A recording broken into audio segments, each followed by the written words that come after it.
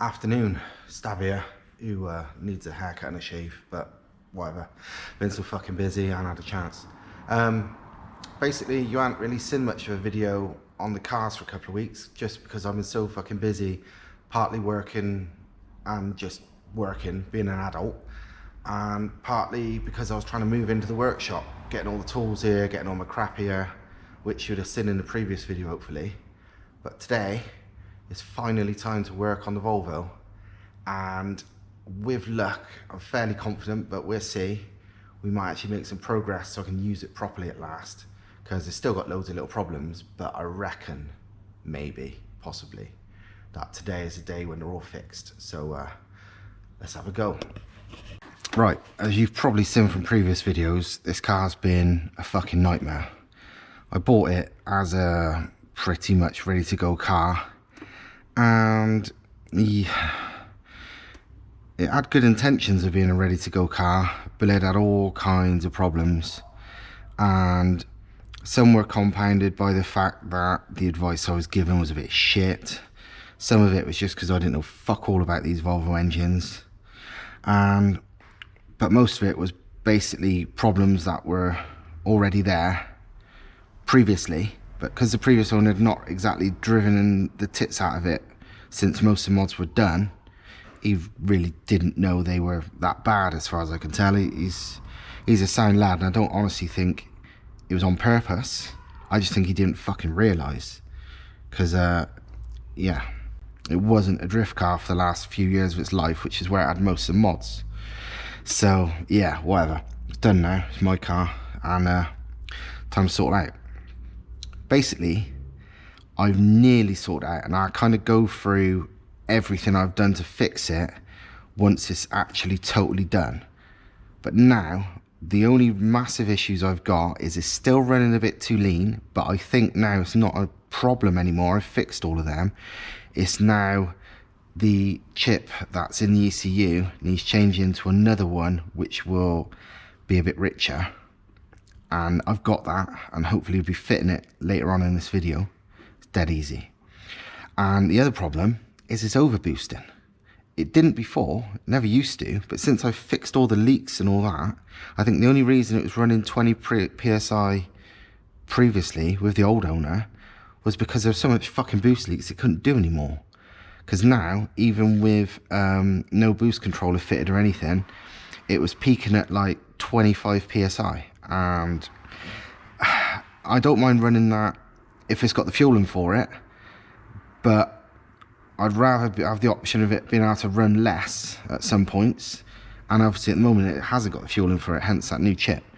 So what I'd like to do is get the actuator down to, I don't know, 16, 18, 20, whatever, and then run the rest on a boost controller, so then I can turn it up to crazy boost if I want to.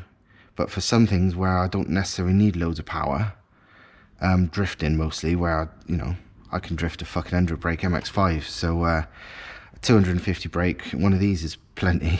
Yeah, things like that. I got the option of turning it down if I need to, and I got to teach my mate Mark how to drift, and I don't really want to give him this with 25 PSI to use, because, well, you don't need that to learn to drift, so why stress the shit out of this for nothing when I could just turn the boost down a bit and let him loosen it. But anyway, this is internal wastegate, and the actuator, I've already removed it now, so you've missed that bit unfortunately, but it's not very interesting. It's only 3 bolts that hold it onto the compressor housing, and the little clip that holds it onto the wastegate arm, and it just pops off dead easy. Or can do it all from the top, apart from the clip, which I couldn't reach because it's on the bottom of this one. But anyway, I've removed it, and I was expecting to find, because it was going up to like 25 PSI and it didn't used to, I thought either the arm is going to be stuck shut, or the wastegate itself, the actuator, sorry, is knackered, and so like if a diaphragm split or whatever in the wastegate, in the actuator, it would just, well, same as it would if it was a leaking one in the wastegate, it just wouldn't pressurize and open. So I've got it off, so let's see if it does hold air, because the wastegate moves fine, but does this hold pressure? luckily I have this Vac. They're expensive, they're quite badly made because that stupid pin falls out all the time and you have to pull it back in, otherwise it falls apart. God knows why they designed it like that. But this is basically a pressure gun. It can be vac operated, you know, go to vac as well, but any £5 piece of shit does that. But this one, being pressure, is dead handy for checking, well, if wastegates and actuators leak. So let's do it. Move that shit. I don't know what pressure this should open at, but we'll find out, providing it's not completely knackered, just by pumping it. Right, that'll do. Plug it there. Right then, so pump it. It's taken a while, but it's holding. Bear in mind, that's a shitty Chinese actuator. It's not leaking at all. I've seen a lot of genuine ones leaking like fuck. I mean, they still work when they're leaking a bit past the diaphragm and stuff, but it's not uncommon for them to leak a bit. I thought this was going to be so knackered it was leaking loads and not operating, but it's holding pressure.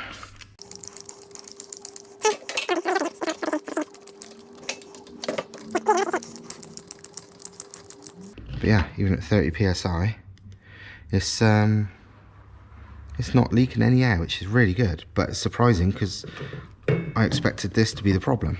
So you'll see this rod go back in as I let it go. Now the question is, what is the opening pressure? That's weird. It's like it's opening even at fucking like 2 psi. Opening. 10. It started opening at, yeah, I was opening loads at 15. But it starts at like, what's that, 3 psi?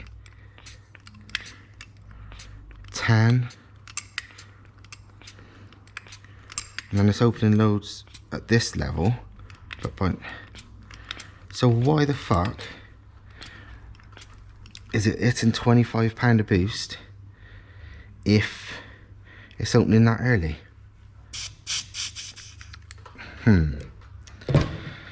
There's 2 reasons it might be.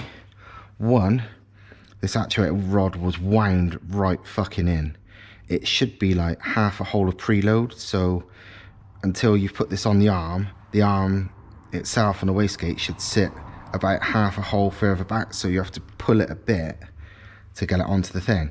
This, I think, when I removed it, it had about fucking 10 holes of preload. It was about an inch shorter than it should have been.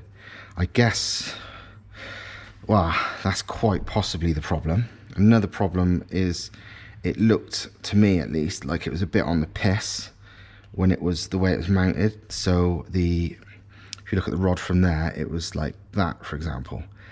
And that's not a problem as long as it's not too much, because if it's too much, it would bind and not open. But which one of those problems is it? I'm very tempted now to just fit it back at half a hole of preload and see if the boost is basically fuck all, 7 psi or something, and go from there, because it's not a strong actuator at all. That's weak as fuck. But something ain't right, because it's starting to open at 2 psi on the thing. I can pull it, so I'd say that's no way more than like a 10 psi actuator, but it was this in 25. And there's nothing wrong with the vac pipe, so it ain't that. So what the fuck was it? Let's go find out. I'll tell you what we could do. Wonder if I've got a different actuator upstairs in my collection that will be a direct replacement. This is off my spare turbo. I could just fit that if need be. You can see how much shorter the rod is on the one that I just took off, like an inch. So that's an option. Let's see what others I got.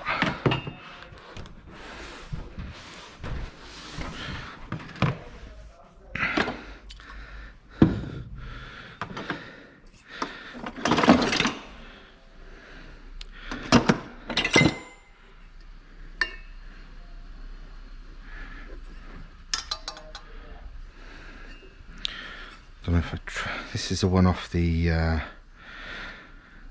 Corolla when I bought it, off the Freya GTE. It's got a angled bracket, but that actually, looking at this one, might suit it better. This does work, I know that. That's an option. One thing I do want is one that's adjustable, because a lot of whole set ones like this, yes, they're threaded, but from standard they're locked in place, and what you need to do to make these adjustable is to drill a hole through the bit where they've punched it to hold it in place, and then it screws like normal. But I can't be bothered doing that right now, so I'm not using one of them unless it's an adjustable. That's off looks like a whole set HX35, and it's an adjustable one, and it's pretty much the perfect size. Look at that, that's a good option. Let's try see if there's any others, because the trouble is as well, these could be all kinds of pressures. Whole sets often run at like 1,000,000 psi boost. This isn't very strong, so I'm guessing this would be alright, but let's have a look.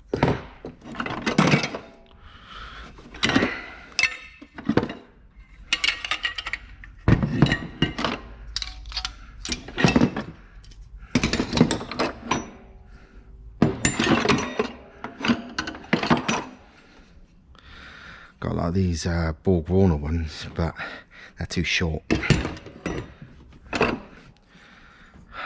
It's off K27, I think, but it's a bit short, and also it's attached to the bracket, so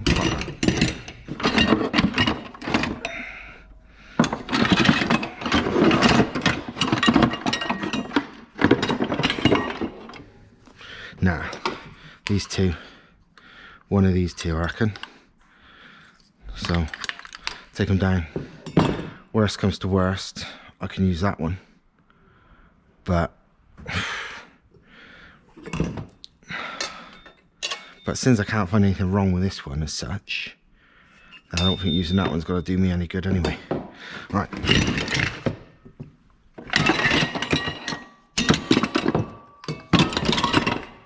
let's go back down. Let's see what pressures these open at.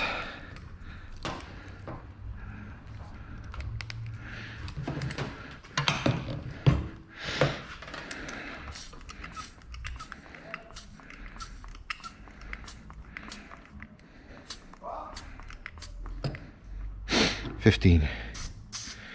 But also, unlike that one, this pumps easier for some reason. It pressurizes easier, doesn't leak, doesn't do a thing until 15, then it moves quite rapidly. So I prefer that one to the standard one.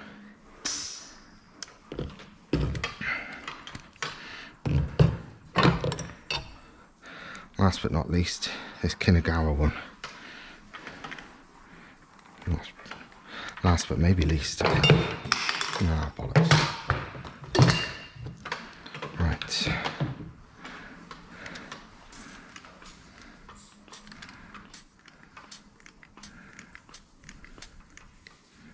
It's leaking, look.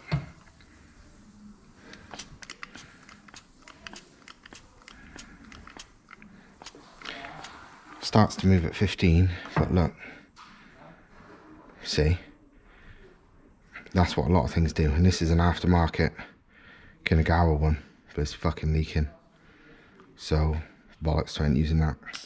Right, whole set HX35 one's going on then. There's two ways of undoing these locking nuts on actuators. You can either get some Allen keys, get some mole grips and clamp this as hard as you can, but it leaves marks on there, but doesn't really matter. Or, and this is what I'm going to try first, is you jam something in there and basically fight them against each other, and that worked perfectly. That doesn't always work, but that's obviously the neatest, nicest way. My only slight concern here is this rod is far thicker than the old one, which means it hits the edge faster. So I'm gonna have to double check that this doesn't have to go on the piss at all, and I can make it straight. Otherwise it could be a pain. I could enlarge that, but I didn't want to have to go to that effort, but needs must, I suppose. Right. Put the locking nut back on.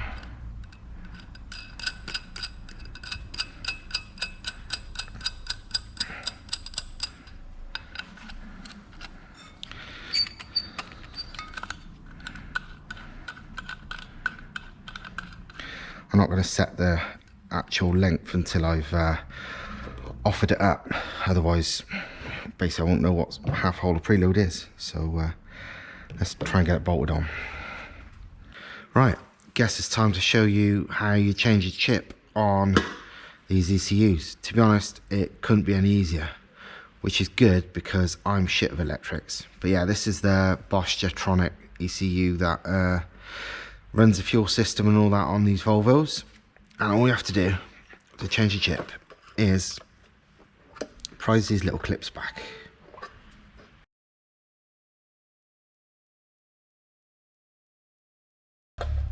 Sometimes it's easier than others, but there you go. And that's what's inside. Basically a circuit board, and that there is the chip we are removing. That's the chip now at the cover, and you just gently, and I mean gently, take it off. You literally, look, that's it. This chip it's a good chip, but it's not got enough fuel for what I need, it seems. So in this in this packet of mints, it seems there's another chip, this one, and it's by the same guy, and it was actually given to me by the same guy, but it's supposedly got more fuel.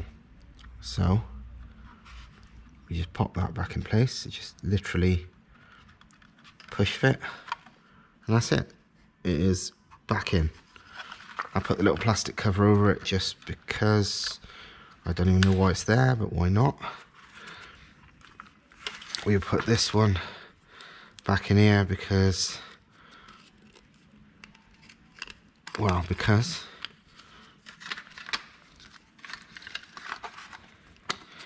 and we just put this back together. Literally, refitting is a reversal of removal, or whatever the fuck the Haynes manuals used to say.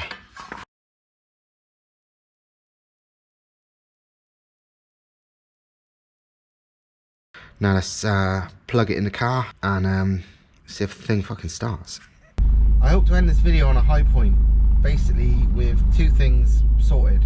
A, the fueling sorted, and B, the thing I've not actually mentioned, which is this Omex rev limiter and launch control. Doesn't really serve a purpose other than bangs and flames and being a dick, but I like bangs and flames and being a dick. Unfortunately, it ain't fucking working. It's wired incorrectly. I mean, it's simple. I've wired these in before. This isn't the first time I've wired in one of these, and you can adjust it, all the adjustments for the rev limit and launch control limit and all that, you know, fine, it all lights up normally, but when it comes to actually functioning, there's fuck all. I mean, I'll show you. At the moment, rev limit's set on the launch control. I set it to like 1500 just to make sure it was working, and I press the button and hold it down. Nothing. Fuck all, does nothing. The rev limiter itself doesn't work either. I've set that lower. makes no difference. Neither rev limiter or launch control is working, despite it lighting up, despite it doing all that. I've looked into it via the wonders of Google and find other people with this exact same problem with brand new Omex launch control and rev limiter things on different cars, not on Volvos. And somebody said they changed it from, because on mine, if I attach the power wire directly to the coil, the car wouldn't even start. There's no power to the coil then. So and I read about that, and it turns out that's a common problem. So I did the other option, which Omex says themselves, which is put it to a switched 12 volt live. So obviously it comes on with the ignition, which I've done, and it starts and it lights up and it does all that. But does it actually operate? Does it? Fuck. I'm really pissed off now, to be fair.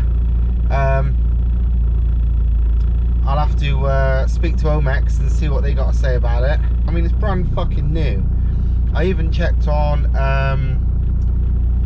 yeah, I found someone on YouTube in Sweden or somewhere like that who actually fitted one of these to his own exact same Volvo 940 turbo, and how he did it was directly to the coil, how it explains, and his worked fine. But this won't even start when you do that, so I'm guessing it's fucking faulty. But whether they believe that, I don't know. Anyway, as you can see, the boost controller thing seems to work, but unfortunately I can't do much about it because the new chip, well, it's leaner than ever. That's how it is at idle, but on boost it's now in like mid 14s to mid 15s. It's fucking leaner than it's ever been. So I don't think that new chip is correct at all. So yeah, I'm massively fucked off, because I was hoping to give you, I don't know, some boosting, some flames, some fucking something to make this video, you know, have a bit of a highlight. But instead it's just got me complaining again. In other news, I've stripped the fucking thing out.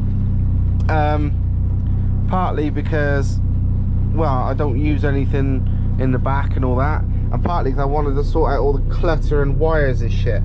I have spent, it's not interesting, so I'm not going to show you, but I've spent a hell of a lot of time cleaning up wires that were just fucking everywhere, and under the dash was a mess and everything. So the car's a lot actually tidier now and easier to work on. But unfortunately, it's still running massively lean. I've got some footage I will probably add that shows this on boost as well, the AFRs, and yeah, it's worse. That's light throttle cruising, 16s, nearly 17s.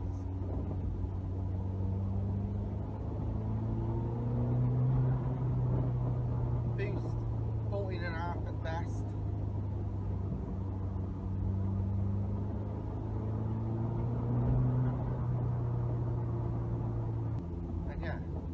Back to 16, 17s cruising at very light throttle.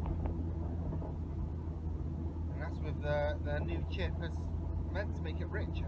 So I still don't know what's wrong. Yeah, this video is not that fucking exciting actually, and I was really fucking looking forward to showing you bang bang bang flames and all kinds of crazy shit and the car going fast, but instead, no, it's fucking shit. Right, see you later, see you soon, bye bye.